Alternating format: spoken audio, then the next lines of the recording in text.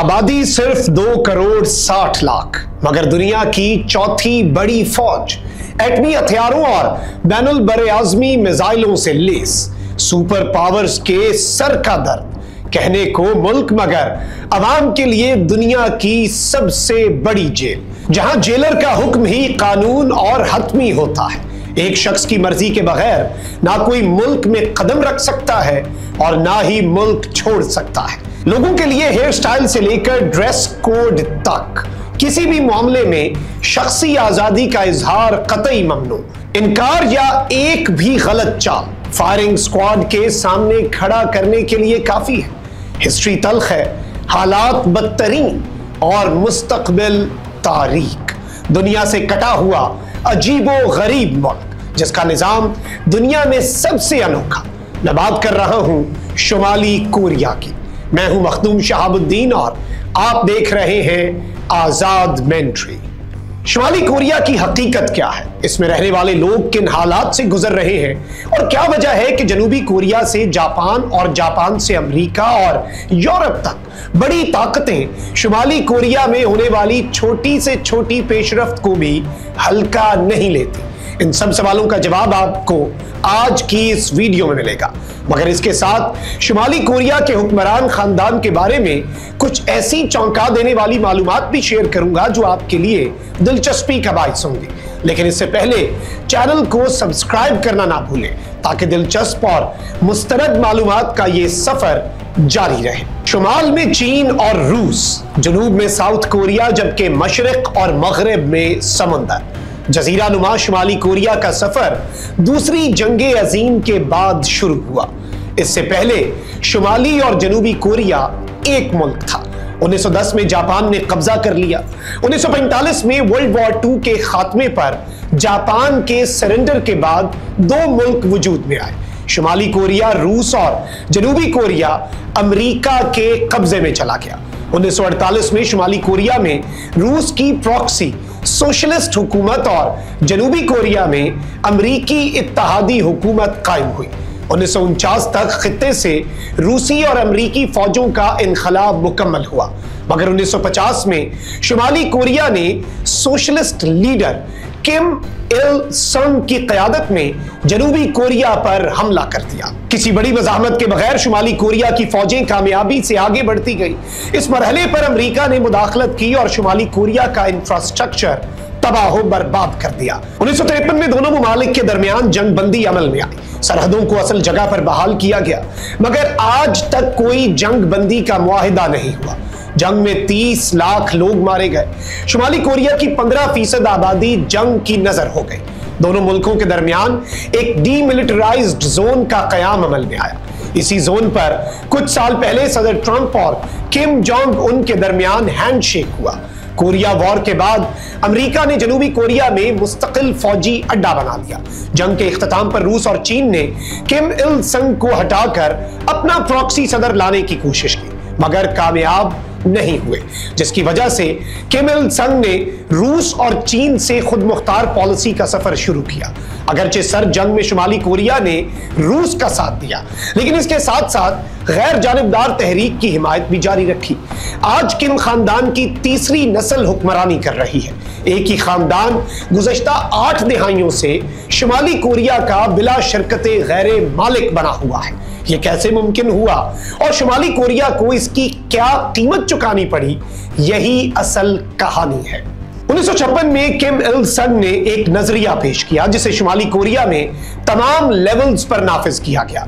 इस नजरिए के मुताबिक सियासी, मुआशी और फौजी सतह पर हकीकी आजादी हासिल किए बगैर खुद किफालत मुमकिन नहीं और खुद कफील हुए बगैर कोई मुल्क खुशहाल नहीं हो सकता।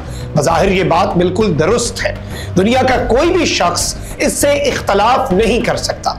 अगर इससे मुराद मुआशी खुद कफालत, फौजी खुद इन्हिसारी और आजाद खारजा पॉलिसी को लिया जाए। लेकिन शुमाली कोरिया में हकीकी आजादी के इस तस्वुर के हुसूल के लिए एक शख्स या खानदान को नागुज़ीर बना दिया गया।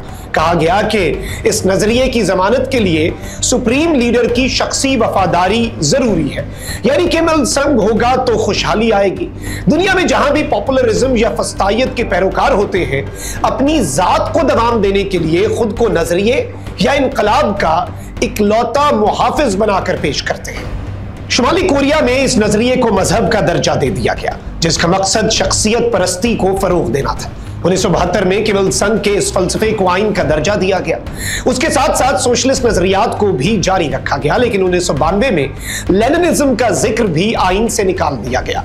2009 में मार्क्सिज्म को निकालकर सोंगन का तस्वर मुतारिफ कराया गया, जिसका मतलब है कि सबसे पहले फौज की बात करें तो फौज के लिए सबसे पहले हुक्मरान खानदान। 1994 में किम इल संग की वफात के बाद उनकी लाश को हनूत करके महफूज कर दिया गया और उन्हें हमेशा के लिए सदर करार दिया गया। इंतकाल के बाद इख्तदार उनके बेटे किम जोंग उल को मुंतकिल हुआ। फौज के लिए किम जोंग उल की तारीफ में एक तराना गाना जरूरी करार दिया गया, जिसके अल्फाज थे, नो मदरलैंड विदाउट यू, तुम्हारे बगैर वतन नहीं। 2011 में किम जोंग का भी इंतकाल हुआ तो उनकी जगह उनके बेटे किम जोंग उन इख्तदार पर बराजमान हुए, जो अब भी शुमाली कोरिया के मुतलिकुल अनान हुक्मरान है। कहने को शुमाली कोरिया एक जमहूरी रियासत है, बाकायदगी से इलेक्शंस होते हैं, हर शख्स के लिए वोट डालना लाजिम भी है, जो ना डाले उसके लिए सजा भी है।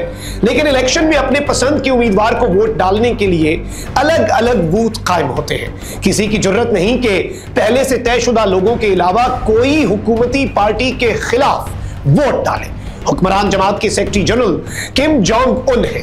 पार्टी के आइन में लिख दिया गया है कि इनकलाब के लिए पार्टी की सरबराही किम खानदान से बाहर नहीं जा सकती। 2 और सियासी जमातें भी हैं, लेकिन वो भी हुक्मरान जमात की प्रॉक्सी है, जिनका किरदार इस निजाम को लेजिटिमेसी देना है।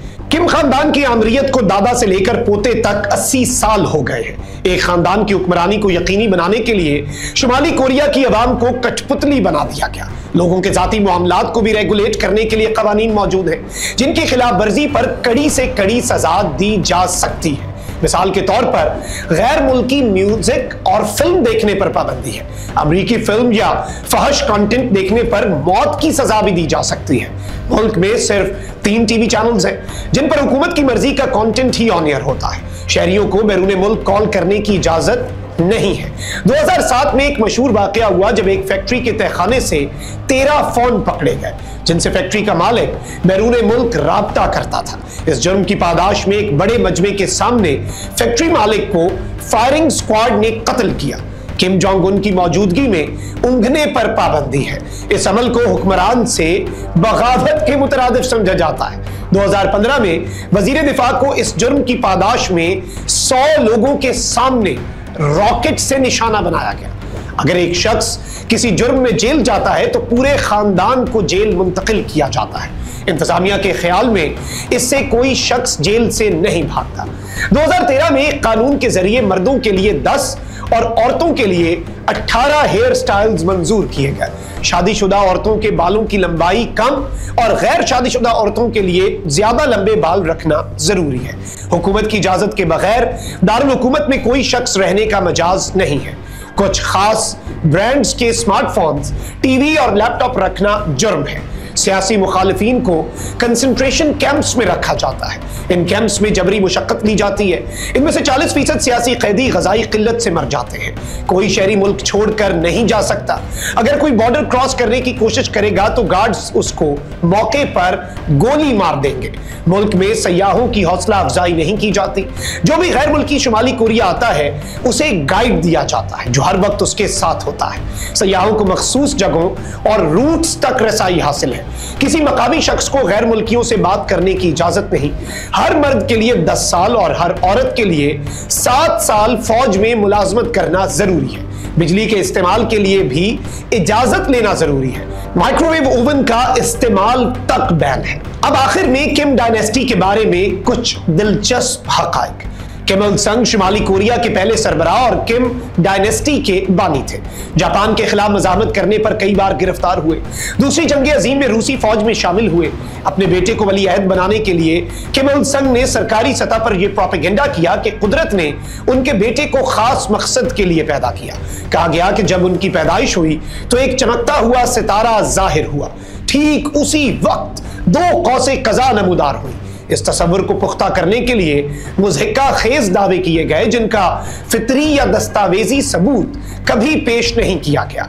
मिसाल के तौर पर दावा किया गया कि किम जोंग उल को रफ़े हाजत की जरूरत ही पेश नहीं आती। यह भी कहा गया कि किम जोंग ने जब पहली बार गोल्फ खेली तो एक बारी में 11 होल बनाए, जिसके बाद उन्होंने गोल्फ खेलना छोड़ दिया। फिर यह कहा गया कि उन्होंने 1500 किताबें लिखी। इन सब बातों का एक ही मकसद था कि किम जोंग को खुदा का भेजा हुआ अवतार समझा जाए और कोई भी उनके इक़्तिदार के रास्ते में ना आ सके। हालांकि जब शुमाली कोरिया में बदतरीन कहत था तो उस वक्त किम जोंग के लिए फ्रेश लॉबस्टर मुहैया करने के लिए हेलीकॉप्टर सर्विस चलती थी। चीन से मगरबी फास्ट फूड मंगवाई जाती थी, जबकि पब्लिक में अमेरिका को मुल्क का दुश्मन बनाकर पेश किया जाता था। अमेरिकी फिल्में देखने पर पाबंदी थी, लेकिन किम जोंग के पास अमेरिकी फिल्मों की एक बड़ी कलेक्शन थी। बॉन्ड मूवीज उनकी फेवरेट थी। 1970 में उन्होंने खुद फिल्म बनाने का फैसला किया। इसके लिए जनूबी कोरिया की एक मशहूर अदाकारा को अगवा करने का मंसूबा बनाया। कुछ माह बाद साउथ कोरिया के एक फिल्म डायरेक्टर को अगवा करके लाया गया। जब वली अहद चुनने का वक्त आया तो उनके बड़े बेटे ने रिफॉर्म्स की बात की, जिसकी वजह से उसे इक़्तिदार की दौड़ से अलग कर दिया गया। उनके एक बेटे ने जापान में डिज्नीलैंड देखने के लिए जाली पासपोर्ट पर सफर किया। ऐसे वक्त में जब जापान को मिसाइलों से निशाना बनाने की धमकियां दी जाती थी। दरमियाना बेटा शर्मीला था और माचो मैन के तकाजे पूरे नहीं करता था, इसलिए सबसे छोटे बेटे किम जोंग उन को वली अहद बनाया गया। किम जोंग उन की जिंदगी भी एक मिस्ट्री है। कहा जाता है कि स्कूलिंग स्विट्जरलैंड में हुई। किम जोंग उन को बास्केटबॉल का शौक था। किम जोंग उन ने मुल्क में बास्केटबॉल के रूल ही तब्दील कर दिए। 2003 में उनका बड़ा भाई जान बचाकर जलावतनी में चला गया।